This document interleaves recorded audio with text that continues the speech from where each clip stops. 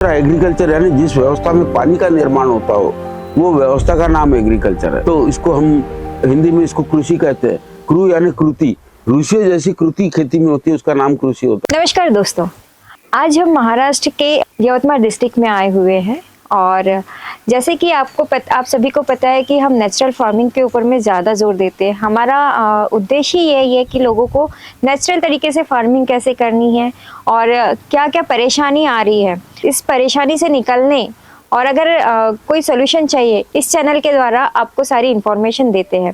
आज इसी को आगे बढ़ाते हुए, इसी चर्चा को आगे बढ़ाते हुए हम सुभाष शर्मा जी के पास में आए हैं।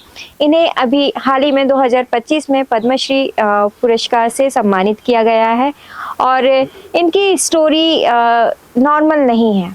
अगर आप खेती करना चाहते तो ये वीडियो आपके लिए बहुत ज़्यादा इम्पोर्टेंट है, इसे आखिरी तक देखना ना भूलें। तो शुरू करते हैं आज का वीडियो। नमस्कार सर। नमस्कार सर, आपसे मिलके बहुत अच्छा लगा सर। और आपका भी बहुत बहुत स्वागत। आपने काम को आगे बढ़ा रहे हो, उसके लिए आपका त्रिवार अभिनंदन। सबसे पहले सर आपको बहुत बहुत बधाई हो। आपने अभी हाल ही में पद्मश्री पुरस्कार सम्मानित किया गया है। इसके लिए जो परेशानी का सोल्यूशन आप लेके आए हैं वो एक हमारे पूरे इंडिया के लिए बहुत इम्पोर्टेंट है। सर, सबसे पहले मैं चाहूँगी कि आप अपना परिचय हमारे दर्शकों को दें। मेरा नाम सुभाष शर्मा, यवतमाल डिस्ट्रिक्ट में तीवसा नाम का देहात है, यवतमाल से 20 किलोमीटर पर। वहाँ पर मेरी खेती है। मैं 1975 से खेती के व्यवसाय में लगा हूँ, तो जब से आज तक मैं कृषि का कार्य ही कर रहा हूँ। सर, ये जो जर्नी आपकी शुरू हुई है, इस जर्नी का आइडिया कहाँ से आया, कहाँ से इसकी शुरुआत हुई, ये हमारे दर्शकों को प्लीज बताइए। मेरे पिता में श्रम करने की बहुत ज़बरदस्त उनमें शक्ति थी, तो उनसे श्रम ये विरासत में मिला। तो भाई ये श्रम के सहारे अपना जीवन यापन करना है, तो कृषि का क्षेत्र बहुत अच्छा है। वो खुद भी कृषि करते थे, तो मैंने भी कृषि का सिलेक्शन किया कि मुझे कृषि करना चाहिए। अच्छा। तो उनसे प्रेरित होकर मैं कृषि के कार्य में लगा। अच्छा सर, ये जो आपने कृषि का जो नया मॉडल, न्यू टेक्नोलॉजी तो नहीं कहेंगे, नेचुरल टेक्नोलॉजी जो है, ये कैसी आपकी सोच है? इसमें क्या आपने क्या क्या टेक्निक यूज़ की है, कैसे कैसे इसे मॉडल को तैयार किया है, ये ज़रा हमारे दर्शकों को बताइए, जिससे उन्हें भी हेल्प होगी। मैंने 75 से जब कृषि में कदम रखे थे, तो उस समय की जो टेक्नोलॉजी थी, उस समय केमिकल फर्टिलाइज़र, जहर और धीरे धीरे बीजों का परावलंबन यानी महंगे बीज, कंपनियों के बीज, इनके द्वारा खेती होने लगी। तो 75 से 1990 तक मैंने ये खेती की। फिर 1990 में मैंने जो कुछ कमाया था खेती में, वो धीमे धीमे जाने लगा कमाया हुआ। क्योंकि एक तो पौध में रोग प्रतिकार क्षमता रही नहीं, तो मुझे खर्च ज़्यादा करने पड़े जहर के। इसके ऊपर जहर से क्या दुष्परिणाम हो रहा है इसका ज्ञात नहीं था, इसका ज्ञान नहीं था। मेरे मिट्टी के ऊपर असर होने लगा, तो एक एक क्रॉप आने बंद हो गए धीरे धीरे। तब मुझे समझ में बनते नहीं, ये खतरनाक है पूरी, क्योंकि श्रम के पीछे मेहनत छिपी है और मैंने जो कमाया वो भी इसके पीछे जा रहा है, तो मेरी अधोगति हो रही है। श्रम के पीछे खुशहाली छिपी है, ये सिद्धांत तो बिल्कुल 100% सही है, विज्ञान गलत हो सकता है। मैंने फिर इस पर चिंतन किया, नहीं ये विज्ञान गलत है, इसमें मिट्टी का भी विनाश हो रहा है, पानी भी मैं सिर्फ दोहन कर रहा हूँ ज़मीन के अंदर से, इसमें डालने का कोई सिस्टम नहीं है, तो ज़मीन का वाटर टेबल भी नीचे नीचे जा रहा है। और इकोलॉजिकल बैलेंस, पेड़ के नीचे फसल नहीं आती। तो उस समय की सोच नहीं थी, सोच थी कि पैदावार बढ़ाने से, अनाजों की पैदावार बढ़ाने से खुशहाली आएगी। तो पेड़ के नीचे फसल नहीं आती तो कुल्हाड़ी ली और काट के फेंक दिया। तो एक इकोलॉजिकल बैलेंस उस समय समझ नहीं थी। उस समय समझ ये थी पैसा कमाना है, तो पैसा ज़्यादा उपज लेंगे हम सब्जियों की, अनाजों की, तो पैसा बहुत आएगा। ये एक गंदी सोच दिमाग में आ गई थी। तो उसका परिणति ये हुई कि 1990 में मेरे ऊपर कर्ज हो गया। तो कर्ज हो गया ये मुझे मान्य नहीं था, क्योंकि मैं चिंतनशीलता उस समय भी थी मेरे अंदर। तो फिर धीरे धीरे चिंतन किया। 1990 के बाद 94 से मैंने पूरी तरह से चिंतन के बाद ये कृषि को छोड़ दिया। ये कृषि छोड़ने के बाद फिर 1994 से आज तक मैं जो कर रहा हूँ वो नेचुरल फार्मिंग है। नेचुरल फार्मिंग करते समय धीरे धीरे आज की जर्नी तक 94 से आज तक मेरे इतने ज्ञानी गुरु हो गए, उनके तरफ से मुझे ज्ञान मिलने लगा। मैंने कोई किताबों में नहीं पढ़ा, कहीं नहीं पढ़ा, लेकिन वो जो गुरु थे मेरे खेत के, वो बहुत ज्ञानी थे, ये समझ में आया। फिर समझ में आया कि नहीं, मेरा अगर एग्रीकल्चर एजुकेशन कहीं होगा तो मेरे खेत से ही होगा। किसी किताबों को पढ़ने से नहीं होगा, वो श्रम से होगा। तो मैं खेती में श्रम कर रहा था, मेरा खेती मेरा वाइस चांसलर बन गया, मेरा खेती मेरी यूनिवर्सिटी बन गई। मेरे खेत में ज्ञानी जो प्रोफेसर थे, वो खेत के जीव जंतु, जीवाणु, गाय बैल, पेड़ पौधे, यहाँ का पानी, यहाँ की मिट्टी और यहाँ पे श्रम करने वाले, यानी जितने भी सजीव और निर्जीव थे, ये सारे मेरे वेल प्रोफेसर हैं। उन्होंने धीरे धीरे धीरे धीरे मुझ में वो चिंतनशीलता ला दी और उनको समझने की एक शक्ति मेरे अंदर उन्होंने धीरे धीरे पैदा की। तो ये शक्ति श्रम में से पैदा होती है। जब मैंने श्रम को सही दिशा में जोड़ा तो उनकी बात समझ में आने लगी। बीजों का परावलंबन, यानी महंगे बीज, कंपनियों के बीज, इनके द्वारा खेती होने लगी। तो 75 से 1990 तक मैंने ये खेती की। फिर 1990 में मैंने जो कुछ कमाया था खेती में, वो धीमे धीमे जाने लगा कमाया हुआ। क्योंकि एक तो पौध में रोग प्रतिकारक क्षमता रही नहीं, तो मुझे खर्च ज्यादा करने पड़े जहर के। इसके ऊपर जहर से क्या दुष्परिणाम हो रहा है इसका ज्ञात नहीं था, इसका ज्ञान नहीं था। मेरे मिट्टी के ऊपर असर होने लगा, तो एक एक क्रॉप आने बंद हो गए धीरे धीरे। तब मुझे समझ में बनते नहीं, ये खतरनाक है पूरी, क्योंकि श्रम के पीछे मेहनत छिपी है और मैंने जो कमाया वो भी इसके पीछे जा रहा है, तो मेरी अधोगति हो रही है। श्रम के पीछे खुशहाली छिपी है, ये सिद्धांत तो बिल्कुल 100% सही है, विज्ञान गलत हो सकता है। मैंने फिर इस पर चिंतन किया, नहीं ये विज्ञान गलत है, इसमें मिट्टी का भी विनाश हो रहा है, पानी भी मैं सिर्फ दोहन कर रहा हूँ ज़मीन के अंदर से, इसमें डालने का कोई सिस्टम नहीं है, तो ज़मीन का वाटर टेबल भी नीचे नीचे जा रहा है। और इकोलॉजिकल बैलेंस, पेड़ के नीचे फसल नहीं आती, तो उस समय की सोच नहीं थी। सोच थी कि पैदावार बढ़ाने से, अनाजों की पैदावार बढ़ाने से खुशहाली आएगी। तो पेड़ के नीचे फसल नहीं आती तो कुल्हाड़ी ली और काट के फेंक दिया। तो एक इकोलॉजिकल बैलेंस उस समय समझ नहीं थी। उस समय समझ ये थी पैसा कमाना है, तो पैसा ज्यादा उपज लेंगे हम सब्जियों की, अनाजों की, तो पैसा बहुत आएगा। ये एक गंदी सोच दिमाग में आ गई थी। तो उसका परिणति ये हुई कि 1990 में मेरे ऊपर कर्ज हो गया। तो कर्ज हो गया ये मुझे मान्य नहीं था, क्योंकि मैं चिंतनशीलता उस समय भी थी मेरे अंदर। तो फिर धीरे धीरे चिंतन किया। 1990 के बाद 94 से मैंने पूरी तरह से चिंतन के बाद ये कृषि को छोड़ दिया। ये कृषि छोड़ने के बाद फिर 1994 से आज तक मैं जो कर रहा हूँ वो नेचुरल फार्मिंग है। नेचुरल फार्मिंग करते समय धीरे धीरे आज की जर्नी तक 94 से आज तक मेरे इतने ज्ञानी गुरु हो गए, उनके तरफ से मुझे ज्ञान मिलने लगा। मैंने कोई किताबों में नहीं पढ़ा, कहीं नहीं पढ़ा, लेकिन वो जो गुरु थे मेरे खेत के, वो बहुत ज्ञानी थे, ये समझ में आया। फिर समझ में आया कि नहीं, मेरा अगर एग्रीकल्चर एजुकेशन कहीं होगा तो मेरे खेत से ही होगा। किसी किताबों को पढ़ने से नहीं होगा, वो श्रम से होगा। तो मैं खेती में श्रम कर रहा था, मेरा खेती मेरा वाइस चांसलर बन गया, मेरा खेती मेरी यूनिवर्सिटी बन गई। मेरे खेत में ज्ञानी जो प्रोफेसर थे, वो खेत के जीव जंतु, जीवाणु, गाय बैल, पेड़ पौधे, यहाँ का पानी, यहाँ की मिट्टी और यहाँ पे श्रम करने वाले, यानी जितने भी सजीव और निर्जीव थे, ये सारे मेरे वेल प्रोफेसर हैं।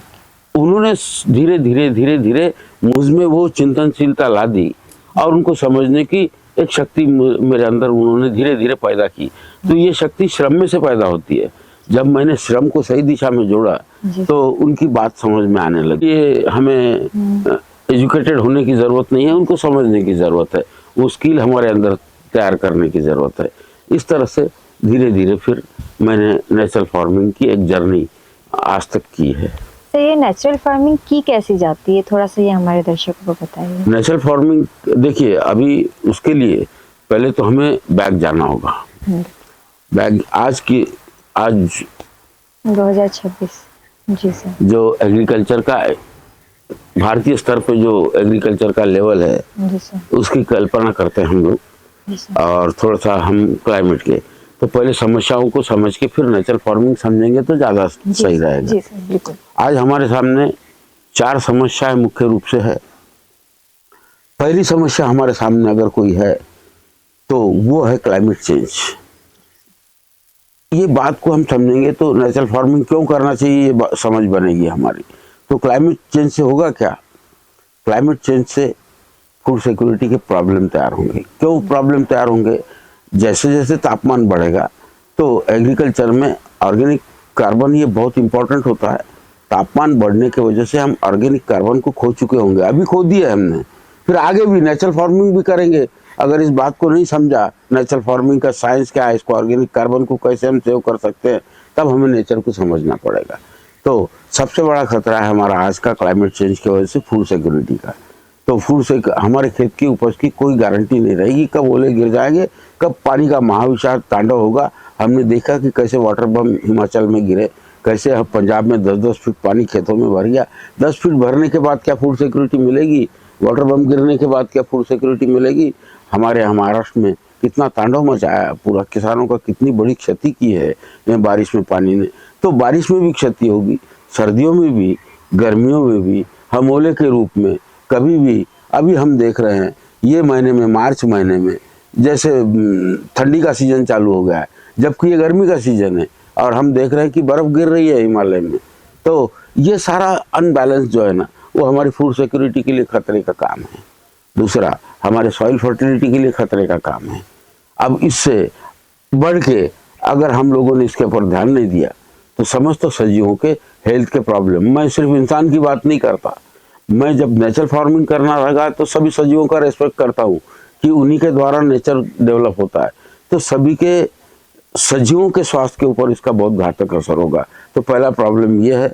इसीलिए ये प्रॉब्लम को, क्लाइमेट चेंज के प्रॉब्लम को सॉल्व करने के लिए हमें नेचुरल फार्मिंग की ओर जाना बहुत ज़रूरी है। दूसरा प्रॉब्लम है हमारे देश का सॉइल फर्टिलिटी का। सॉइल फर्टिलिटी का आज हम ऑर्गेनिक कार्बन 0.3 के नीचे ले गए, तो ये जो कार्बन रेशियो जा रहा है जो ज़मीन के नीचे का, तो उससे हो रहा क्या है, कई प्रकार की सब्जियां आना बंद हो गई है कि सब्जियों की फसल नहीं आती। जहाँ मिर्च लहराती थी, जहाँ टमाटर बेहिसाब होते थे, वहाँ अब टमाटर आने बंद हो गए, मिर्च आना बंद हो गई। तो ऐसी एक एक फसलों के ऊपर हमारी जो ऑर्गेनिक कार्बन को हम समाप्त करते जा रहे हैं, सॉइल के हेल्थ को समाप्त करते जा रहे हैं। तो हर क्रॉप के ऊपर हम बेइंतहा खर्च करेंगे और उगाएंगे, वो भी पूरा जहरीला उगाएंगे, क्योंकि उसमें रोग प्रतिकारकता नहीं रहेगी, तो हम बहुत ज़्यादा जहर का। इसीलिए सबसे बड़ा असर मिट्टी के ऊपर हो रहा है। ये एक हमारे सामने एक प्रॉब्लम है। ये प्रॉब्लम को सॉल्व करने के लिए नेचुरल फार्मिंग करना है। तीसरा, हमें ये भी समझना होगा कि पानी का संकट तीसरा हमारे सामने बहुत बड़े रूप में उभर कर आ रहा है। देश का 80% भूभाग ग्राउंड वाटर के मामले में डार्क जोन में चले गया है, या बहुत गहराई तक वो उसका पानी का लेवल नीचे चले गया है। तो एक तरह से हम ऊपरी तापमान को देख रहे हैं। इस तरह से दूसरा, हमने ग्राउंड वाटर को इतना नीचे गहराई तक पहुंचा दिया है कि वो पानी की वजह से ज़मीन के अंदरूनी तापमान भी बढ़ रहा है, ऊपर का भी बढ़ रहा है, नीचे का भी बढ़ रहा है। तो पानी को हमने इस कदर बर्बाद कर दिया है कि आने वाले कल में पानी का संकट हम उसको फेस करेंगे। ये पानी के संकट का निवारण करने के लिए हमको नेचुरल फार्मिंग करना है। तो पहला संकट क्लाइमेट चेंज की वजह से हमको नेचुरल फार्मिंग करना है। दूसरा, सॉइल की फर्टिलिटी के लिए नेचुरल फार्मिंग करना है। तीसरा, हमें ज़मीन के पानी को ऊपर लाने का काम करने के लिए हमको नेचुरल फार्मिंग करना है। तीसरा, हम देखते हैं कि सांसों की बीमारी से 15 लाख लोग सालाना देश में मर जाते हैं, सांस की बीमारी से। ये प्रकोप धीरे धीरे और बढ़ेगा 7 वर्ष में। तो मैं कहता हूँ कि क्लाइमेट चेंज ये बीमारियों को आमंत्रण देगा कि हमारे पास पैसा हो के हम इलाज नहीं कर पाएंगे, इतनी खतरनाक लेवल पे हम इसको पहुंचा देंगे वातावरण को। इससे बचने के लिए पर्यावरण के दृष्टिकोण से हमको नेचर को समझ के नेचुरल फार्मिंग करना है। यानी नेचर को, किसको, करोड़ों साल के नेचर को समझ के हमको नेचुरल फार्मिंग की तरफ जाना पड़ेगा। तो ये 4 मेन चैलेंज है अपने एग्रीकल्चर के सामने। सर, आपने बहुत एक गहरी बात कह दी। जैसे कि अभी क्या हो रहा है ना कि सभी लोग नेचुरल फार्मिंग करना चाहते हैं पर उनका बेस नहीं है। उन्हें कुछ आइडिया नहीं है। तो ये जो आपने भी एक नया बेस बनाया है आने वाली जनरेशन के लिए बोलो, या जो भी कर रहे हैं, जैसे कि अभी खेती में जैसे बारिश आई है हाल ही में, तो बहुत सारी खेतियाँ वेस्ट हो चुकी है। तो इसके लिए आप कैसे उन लोगों को कहेंगे कि कैसे उस चीज़ से हम उभरे और उस चीज़ को नए तरीके से हम करके उसमें मतलब आगे ऐसा लॉस ना हो, उसके लिए आप क्या सलाह देंगे? पहले तो हमें तुरंत आज की जो व्यवस्था खेती की है, जो हम केमिकल और जहर का इस्तेमाल करते हैं, वो हमें क्यों छोड़ना चाहिए, ये समझना चाहिए। तो ये आज जहर का इस्तेमाल करना या केमिकल फर्टिलाइजर का इस्तेमाल करना, ये एग्रीकल्चर नहीं है, ये एक व्यापार व्यवस्था है जो किसानों के साथ जुड़ी हुई व्यवस्था है। तो किसानों को इससे मुक्तता निश्चित तौर पे अपने आप को मुक्त कर लेना चाहिए। अब यहाँ सरकार का कोई रोल नहीं है, अब किसान को समझना है कि ये व्यवस्था मेरा भला नहीं कर सकती, और देश का सारा किसान कर्ज में डूबा हुआ है। इसके बावजूद अगर हम नहीं समझे तो एक गंभीर संकट होगा। तो फिर ये कृषि नहीं है, केमिकल फर्टिलाइजर जहर, तो फिर कृषि क्या है? कृषि एक्चुअल में कृषि वो है जिस व्यवस्था में मिट्टी का निर्माण होता हो, ये व्यवस्था का नाम एग्रीकल्चर है। दूसरा एग्रीकल्चर यानी जिस व्यवस्था में पानी का निर्माण होता हो, वो व्यवस्था का नाम एग्रीकल्चर है।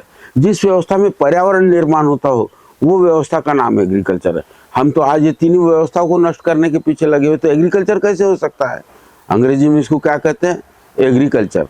तो इसका स्पेलिंग मिस्टेक हो गया, AGRI कर दिया उन्होंने। इसका एक्चुअली शब्द होना था AGREE, एग्रीकल्चर। हम अच्छे कल्चर के लिए एग्री है, हमें अच्छा कल्चर चाहिए। ये आज के जो 1900 आज तक जो विज्ञान चल रहा है कृषि में, वो अच्छा कल्चर नहीं है। तो इसको हम हिंदी में इसको कृषि कहते हैं। कृ यानी कृति, ऋषि जैसी कृति खेती में होती है, उसका नाम कृषि होता है। तो कृषि के शब्द का भी सम्मान नहीं किया हमने, एग्रीकल्चर के शब्द का भी सम्मान नहीं किया, और एक विकृति का शास्त्र खड़ा कर दिया हमने। तो इसको गहराई से पूरी दुनिया को लेने की ज़रूरत है, सिर्फ हिंदुस्तान की नहीं, पूरी दुनिया के लेवल पे ये बात को समझने की ज़रूरत है कि हमें एग्रीकल्चर क्या होता है, एग्रीकल्चर का सिस्टम क्या है, ये समझना पड़ेगा हमको। देखो, ऐसा नहीं है कि ज़िंदगी में फार्मिंग नामुमकिन है या आप नेचुरल फार्मिंग नहीं कर सकते। ये सिर्फ एक मिथ्य है। थोड़ी सी जागरूकता, थोड़ी सी सहायता, थोड़ी सी नई समझ, लोगों की सहायता और शर्मा जी जैसे लोगों का अगर आप सपोर्ट लेते हैं, तो डेफिनेटली एक दिन हमारा जो जितने भी केमिकल फार्मिंग कर रहे हैं वो इससे मुक्ति पा सकते हैं, एक नेचुरल फार्मिंग कर सकते हैं। अगर आप भी चाहते हैं कि आप भी नेचुरल फार्मिंग करें और आप इसको सीखना चाहते हैं, तो आप शर्मा जी से आके मिल सकते हैं, इनके नंबर पे कांटेक्ट कर सकते हैं और इसके बारे में सारी जो इन्फॉर्मेशन है, डे बाय डे इसे कैसे इम्प्रूव करनी है, आपके जो फार्म है, आपकी जो कृषि, आपकी जो खेती है, उसे कैसे इम्प्रूवमेंट में लाना है, इसके लिए भी आप इनसे बात कर सकते हैं। अगर आपको ये वीडियो हमारा अच्छा लगा हो तो लाइक, शेयर, सब्सक्राइब करना ना भूलें। धन्यवाद।